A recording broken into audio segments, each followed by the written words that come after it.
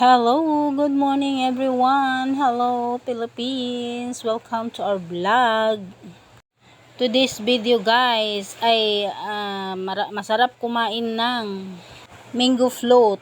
Kaya nanais kong gumawa na lang ako sa bahay ng mango float para makakain ang lahat. Ayan guys ang aking ginagawa. Simple lang ito at alam natin lahat kung paano ito gawin. Kaya ito ang aking ginagawa ngayon guys. Sa hindi pa po alam kung paano ito gawin, ay ganito po siyang gawin. Ayan guys, sundin nyo lang ang ating procedure. Ang mga ingredients lang po natin ito guys, ay mangga, 1 kilo, 4 na putos ng Graham biscuits, at 2 putos ng crushed Graham. Kailangan natin ng durog na Graham guys, para madali lang ang ating paggawa. At 2 can na cream densada. Ganito lang po ang paggawa guys. Uulit-ulitin lang natin.